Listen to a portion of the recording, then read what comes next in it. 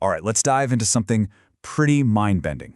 We're going to explore this incredible idea that a single, honest statement, just one, has the power to completely shatter the reality you think you know. It all kicks off with this incredibly powerful line from the poet Muriel Rukeyser. She asked, what would happen if one woman told the truth about her life? The world would split open. I mean, just stop and really picture that for a second. We're not talking about a little crack here. We're talking about the entire world as you know it splitting wide open, just from the force of one person's raw truth. Wow. So you might think, okay, that's beautiful poetry, right? But it's so much more than that. This quote is actually describing a real phenomenon. It's this idea that truth isn't just a passive thing that you observe. No, it's an active force. A force that can literally change the world we thought we lived in.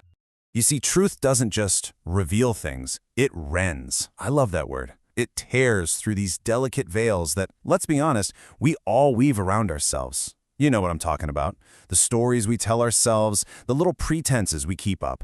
A deep personal truth, it just slices right through all of that nonsense and finally lets some light into the shadows.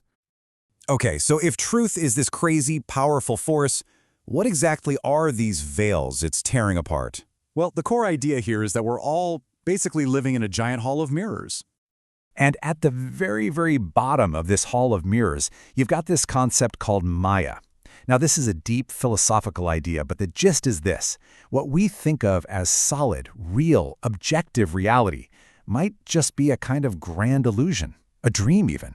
It's like the very stage on which our entire lives play out. But then, on top of that grand illusion, we build our own personal layers. Oh yeah. We've got our comforting fantasies we just can't let go of, right?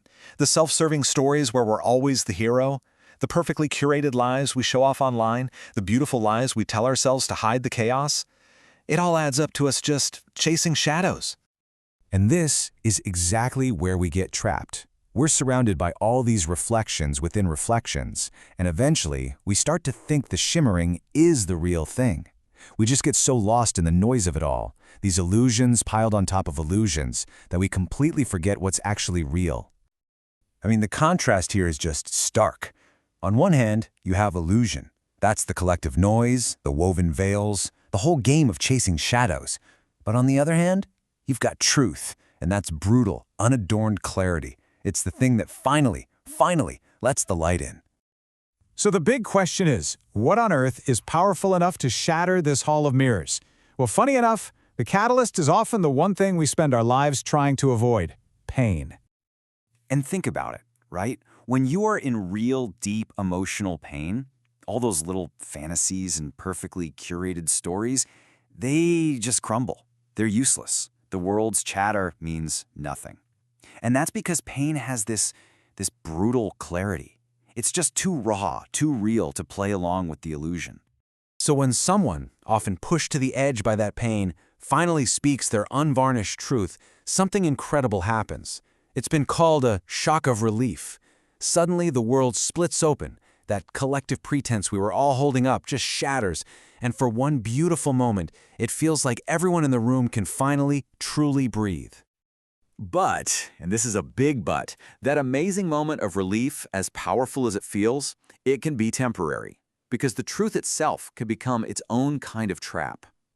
See, once that big, world-splitting truth is out there, we can start to cling to it. It actually starts to harden into a new story, a new identity. You become the person who survived X, or the one who realized Y. And just like that, the very truth that set you free becomes just another reflection in that same old hall of mirrors. Okay, so this brings us to the final and honestly the deepest part of this whole thing. If even our hard-won truths can turn back into illusions, then what's the real way out? Well, the answer isn't to just keep searching for a truer truth.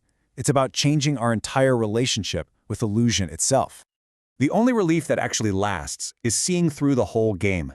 It's that moment of realization that everything, every drama, every joy, every despair, every single story we tell ourselves, whether we label it false or true, the whole shebang is all just unfolding within that big dream of Maya. So the whole path kind of looks like this. First, a truth gets spoken, and boom, the world splits open. It feels like a massive breakthrough.